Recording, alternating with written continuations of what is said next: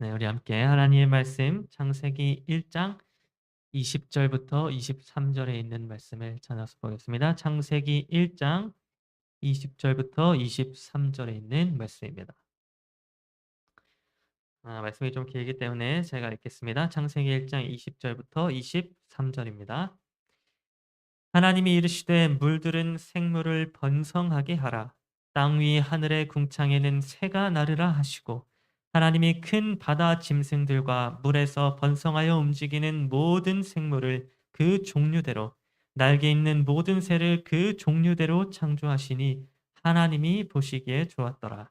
하나님이 그들에게 복을 주시며 이르시되 생육하고 번성하여 여러 바닷물에 충만하라. 새들도 땅에 번성하라 하시니라. 저녁이 되고 아침이 되니 이는 다섯째 날이니라. 네, 오늘 저는 여러분과 함께 다섯째 날 속의 그리스도라는 제목으로 이 말씀을 나누겠습니다. 여러분 성경에서 이 5라고 하는 숫자가 가지는 의미가 있습니다. 성경에서 숫자 5가 나오면 이 5라고 하는 숫자 속에 들어가는 그 의미가 있는데 그것이 무엇인가 하면 바로 은혜입니다. 성경에서 5라고 하는 숫자는 이 은혜의 숫자라고 하는 것입니다. 성경에서 숫자 5가 은혜의 숫자라고 하는 것에 대한 증거들을 우리가 다 찾아본다면 그 수가 너무나도 많기 때문에 오늘 우리가 그것들을 다 찾아볼 수는 없고 한 몇 가지만 예를 들어서 찾아보도록 하겠습니다. 가장 먼저 룻기서를 보게 되면 룻기 2장부터 예수님을 상징하는 이 보아스의 이름이 처음 여기 룻기 2장에서 등장하게 됩니다. 그런데 이 보아스라고 하는 이름이 5번 등장하게 된 이후에 룻기서 2장 10절은 이렇게 기록해 주고 있습니다. 룻이 엎드려 얼굴을 땅에 대고 절하며 그에게 이르되 나는 이방 여인이거늘 당신이 어찌하여 내게 은혜를 베푸시며 나를 돌보시나이까 하니. 그러면 룻이 여기서 은혜를 입게 되는데 이 은혜를 입게 된 것은 보아스라고 하는 이름이 5번 나온 이후에 얻게 된 것이었습니다. 여러분이 한번 성경을 펴시고 이 룻기서 2장을 보시면서 보아스의 이름을 하나하나 세어 보신다면 보아스의 이름이 총 5번 등장한 이후에 롯이 은혜를 입게 되었음을 확인할 수 있을 것입니다. 이 5라고 하는 숫자에 은혜가 주어지게 된 것입니다. 뿐만 아니라 우리에게 은혜를 베풀어 주시는 예수님의 이름도 이사야 9장 6절에서는 5가지로 기록되어져 있음을 볼 수 있습니다. 이는 한 아기가 우리에게 낳고 한 아들을 우리에게 주신 바 되었는데 그의 어깨는 정사를 메었고 그의 이름은 기묘자라 모사라 전능하신 하나님이라 영존하시는 아버지라 평강의 왕이라 할 것임이라. 여러분 여기에서 예수님의 이름들이 이렇게 기록되어져 있는데 그 이름이 총 5개로 기록되어져 있는 것을 볼 수 있습니다. 우리에게 은혜를 베풀어 주시는 예수님의 이름이 5개로 표현되어져 있는 것입니다. 또한 여러분 우리의 죄를 사하여 주고 또 우리에게 구원을 가져다 주는 은혜의 장소인 성소 안에 있는 이 번제단도 숫자 5와 관련이 있습니다. 출애굽기 27장 1절은 이렇게 기록해 주고 있습니다. 너는 조각목으로 길이가 5규빗, 너비가 5규빗의 제단을 만들되. 여러분 예수님의 희생이 이루어지는 그러한 상징적인 장소인 이 번제단의 길이와 넓이가 5규빗으로 만들어지게 되었다고 성경은 기록해 주고 있습니다. 즉 이 5라고 하는 숫자가 예수 그리스도의 은혜 속에 들어가 있는 것입니다.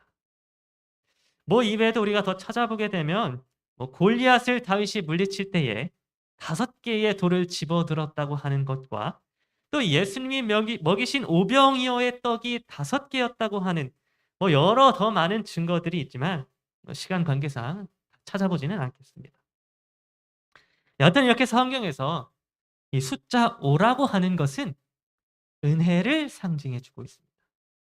5라고 하는 숫자가 바로 은혜의 숫자라고 하는 것입니다. 그런데 여러분, 오늘 우리가 살펴보게 될 창세기 1장 20절부터 23절에 있는 말씀은 창조의 다섯째 날에 관한 성경의 말씀입니다. 창조의 다섯째 날, 곧 5라고 하는 숫자가 여기에 들어간다고 하는 것입니다. 그래서 여러분, 이 창조의 다섯째 날은 숫자 5가 의미해 주고 있듯이 은혜와 관련이 있습니다. 하나님께서 창조하신 창조의 다섯째 날이 바로 이 은혜와 관련되어 기록되어졌다고 하는 것입니다. 그래서 오늘 이 시간에는 창조의 다섯째 날이 어떻게 이 은혜라고 하는 것과 관련이 있는지를 함께 확인해 보고, 이를 통하여 우리가 함께 은혜를 나누는 시간을 갖도록 하겠습니다. 여러분, 창조의 다섯째 날에 하나님께서는 무엇을 창조하셨는가 하면 공중의 새와 또 바다 생물들을 창조하셨습니다. 하늘과 바다에 존재하는 것들을 하나님께서는 바로 창조의 다섯째 날에 창조하셨던 것입니다. 그런데 이 공중의 새와 바다의 생물들은 모두 이 은혜를 입은 자들을 상징해 주고 있습니다. 먼저 이 공중의 새가 어떻게 은혜를 입은 자들을 상징해 주고 있는지 함께 살펴보겠습니다. 여러분, 이 공중에 나는 이 새들은 이 땅에서 몇 번 태어나는지 아십니까? 조류에 속하는 새들은 한 종류도 예외 없이 이 땅에서 몇 번 태어나는가 하면 2번 태어나게 됩니다. 한 번은 알로서 한 번 태어나고, 또 그 다음에는 알에서 깨고 나오는 것으로 총 2번 이 땅에 태어나게 된다고 하는 것입니다. 여러분, 우리 사람들 혹은 땅에 기어다니는 대부분의 생물들은 한 번 태어나게 됩니다. 부모의 뱃속에서 자라다가 그 배에서 한 번 태어나게 되는 것입니다. 물론 우리가 다 잘 찾아보면 땅에 기어다니는 생명체 중에서도 알을 낳고 2번 태어나는 예외적인 경우가 있기도 하지만, 대부분의 포유류들은 한 번 태어나게 되는 것입니다. 그런데 신기하게도 하늘을 나는 이 조류들은 한 종류의 예외도 없이 모두 2번 태어나게 됩니다. 현재까지 조사된 그 바에 의하면 알을 낳지 않고 새끼를 낳는 조류는 아직까지는 발견되지 않은 것입니다. 그래서 여러분, 결론적으로 이 공중에 날아다니는 새들은 모두 2번 태어나게 됩니다. 한 번 이 땅에 알이 되어서 태어났다가 다시 한번 그 알을 깨고 나오게 되어서 총 2번 태어나게 되는 것입니다. 그런데 성경은 이 2번 태어나는 것에 대하여 요한복음 3장 3절에서 이렇게 기록해 주고 있습니다. 예수께서 대답하여 이르시되 진실로 진실로 내게 이르노니 사람이 거듭나지 아니하면 하나님의 나라를 볼 수 없느니라. 여러분, 예수님께서는 밤에 찾아온 이 니고데모와 이런저런 대화를 나누시면서 사람이 거듭나지 아니하면 하나님의 나라를 볼 수 없다고 말씀해 주셨습니다. 그런데 여기에서 이 거듭난다고 하는 이 말의 의미 속에는 위로부터라고 하는 뜻이 있고, 또 처음부터라고 하는 뜻이 있으며, 또 2번째라고 하는 뜻이 들어가 있습니다. 다시 말해서 이 거듭난다고 하는 말의 의미는 위, 곧 하늘로부터 다시 태어나는 것을 의미하고, 또 2번 태어나는 것을 의미해 준다고 하는 것입니다. 여러분, 성경은 이렇게 거듭난 자들, 다시 말해서 2번 태어난 자들이 하나님의 나라를 보게 될 것이라고 기록해 주고 있습니다. 위로부터 태어나고 또 2번 태어나는 자들이 저 하늘에 들어가게 될 자들이라고 하는 것입니다. 그런데 창조의 다섯째 날에 창조되었던 공중의 새들은 2번 태어나는 존재들입니다. 즉 이 공중을 나는 새들이 두 번 태어나 거듭난 자들을 상징해 주고 있다는 것입니다. 여러분 새들은 위에 곧 하늘에 있는 존재들이고 또 두 번 태어나는 존재들입니다. 그러므로 이러한 공중의 새들이 거듭난 자들을 상징해 주고 있으며 무엇보다도 다섯째 날에 창조되어짐으로 거듭난 자들이 하나님의 은혜를 입은 자들임을 나타내 주고 있는 것입니다. 여러분 특별히 창세기 1장 20절은 이러한 기록을 기록해 주고 있습니다. 궁창에는 새가 나르라 하시고. 그러면 새들은 어디를 나는 존재들인가 하면 바로 저 하늘 궁창을 나는 존재들입니다. 이 궁창이야말로 새들의 영역이라고 하는 것입니다. 그런데 여러분 제가 이 궁창이라고 하는 것에 대하여 지난번에 제가 설명을 드린 적이 있었습니다. 여러분 하나님께서 창조의 둘째 날에 창조하셨던 이 궁창이 상징해 주는 것이 있었습니다. 궁창 위의 물과 궁창 아래의 물로 나뉘게 하였던 이 궁창이 상징해 주는 것이 있었는데 그것은 바로 예수 그리스도의 십자가였습니다.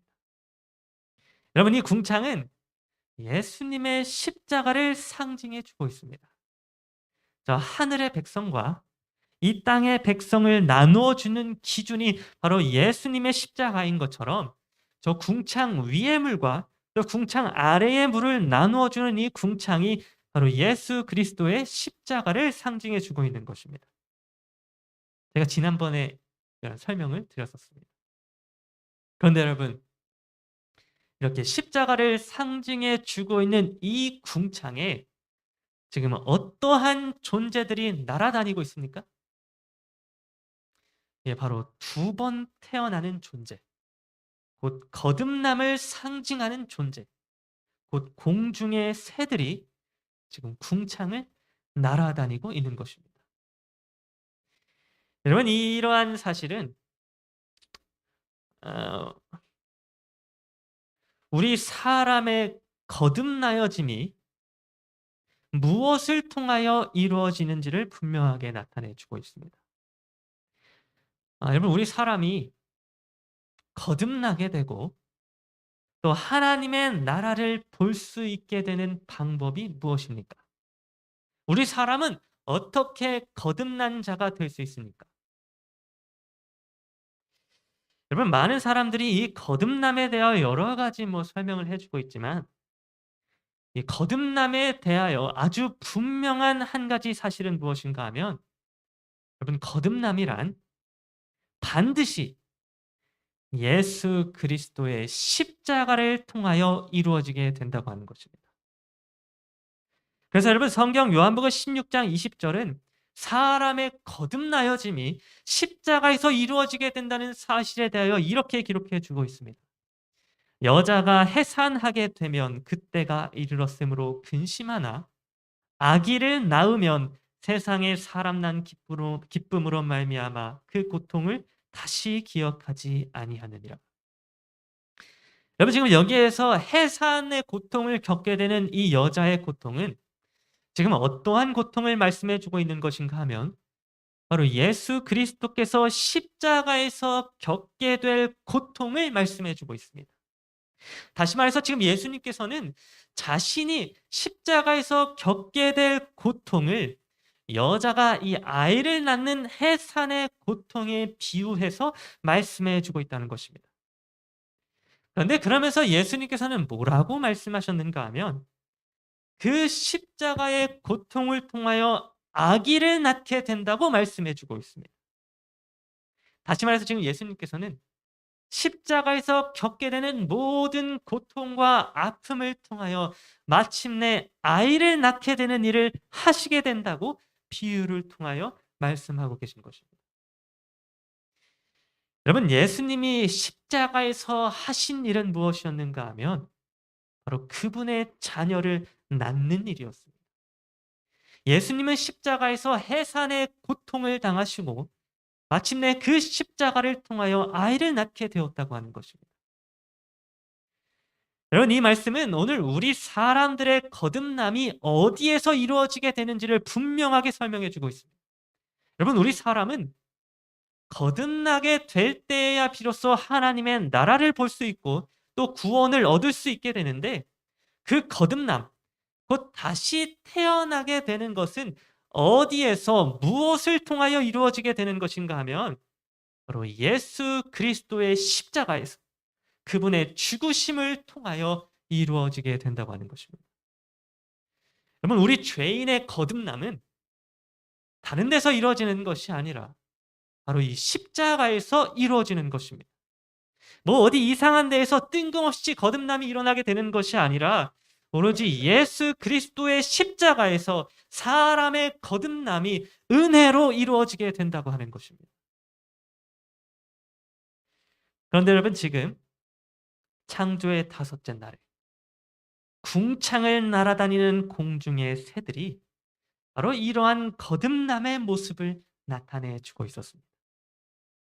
궁창, 곧 예수 그리스도의 십자가를 상징하는 이 궁창에 두 번 태어나는 새들이 날아다니고 있는 것입니다. 여러분, 이렇게 궁창에 날아다니는 새들을 통하여 성경은 우리 사람의 거듭남이 십자가에서 이루어지게 된다는 사실을 나타내 주고 있었던 것입니다. 여러분, 이렇게 우리는 다섯째 날에 창조된 이 새들의 모습을 통하여 거듭난 자들이 어디에서 어떻게 은혜를 입었는지에 대하여 살펴보게 되었습니다. 새들이 거듭난 자들, 곧 십자가에서 은혜를 입은 자들을 나타내 주고 있었던 것입니다.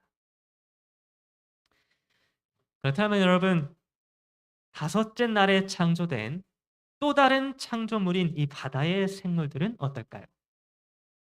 여러분, 바다의 생물들은 어떠한 은혜를 나타내 주고 있을까요? 여러분, 바다 생물들은 모두 어디에 잠겨 있는 존재들인가 하면 바로 이 물 속에 잠겨 있는 존재들입니다. 물 속에 잠겨 있는 존재들이 바로 바다 생물들인 것입니다. 그런데 여러분, 이 물 속에 잠긴다고 하는 것이 성경에서 무엇을 상징합니까? 예, 물 속에 잠긴다고 하는 것은 죽음을 상징합니다.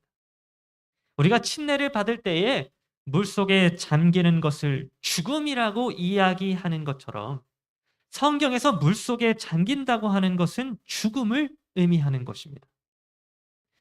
그러므로 여러분, 여기 이 바다 생물들, 곧 물 속에 잠겨 있는 존재들인 바다 생물들은 모두 상징적으로 죽음을 경험한 자들입니다.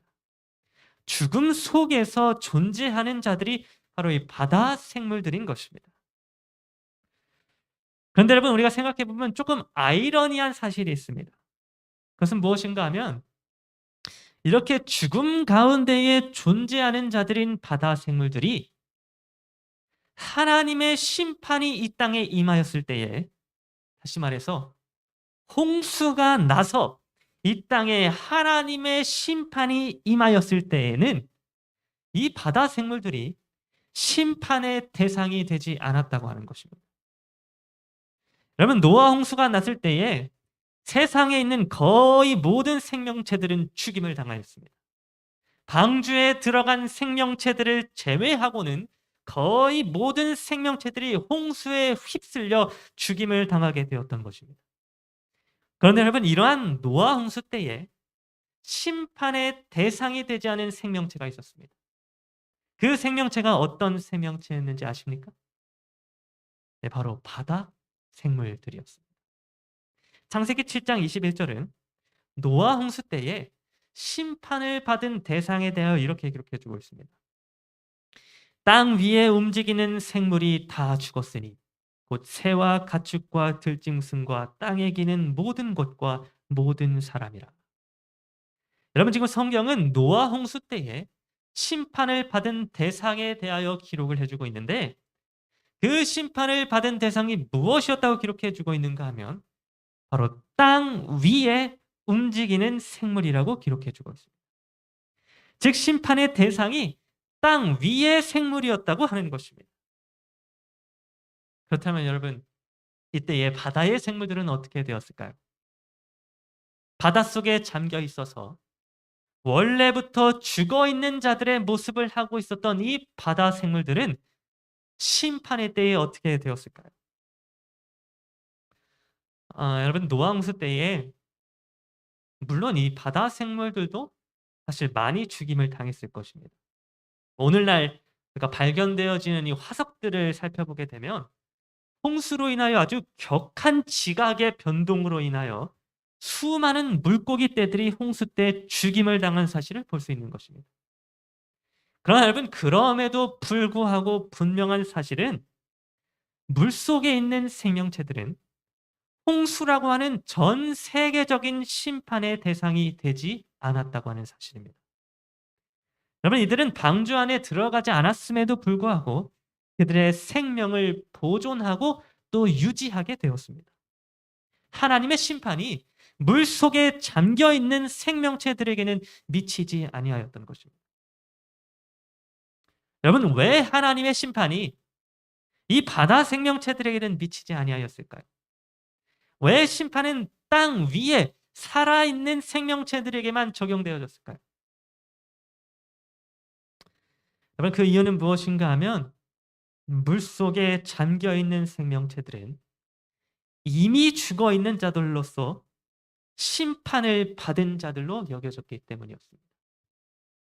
여러분, 물속에 잠겨 있다고 하는 것이 죽음을 의미하였던 것처럼 물 속에 있는 생명체들은 상징적으로 이미 죽음을 경험한 자들이었습니다. 그렇기 때문에 상징적으로 이미 죽어 있는 자들에게 더 이상 죽음의 심판을 내릴 이유가 없는 것입니다. 그런데 여러분, 이와 같이 오늘날 우리 사람이 하나님의 마지막 심판의 때에 죄인들을 소멸하시는 그 심판 속에서 우리 사람이 어떻게 구원을 받는지에 대하여 갈라디아서 2장 20절은 이렇게 기록해 주고 있습니다. 내가 그리스도와 함께 십자가에 못 박혔나니 그런즉 이제는 내가 사는 것이 아니요 오직 내 안에 그리스도께서 사시는 것이라. 여러분, 우리 사람이 어떻게 구원을 받을 수 있는지 그 이유를 아십니까? 죄로 인하여 죽을 수밖에 없는, 사망할 수밖에 없는 우리 사람이 어떻게 구원을 얻고 영원한 생명을 얻을 수 있는지 그 이유를 알고 계십니까? 여러분, 오늘 우리가 죽지 않고 구원을 받을 수 있는 이유는 무엇인가 하면 우리가 예수 그리스도와 함께 십자가에 못 박혀 죽은 자로 하나님께 여겨졌기 때문입니다. 여러분, 거듭난 자들, 거듭났다고 하는 자들은 어떠한 자들인가 하면 바로 예수 그리스도와 함께 십자가에 못 박힌 자들입니다.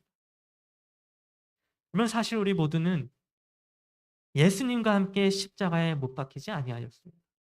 실제로 우리는 우리 손에 못이 박힌 적이 없습니다.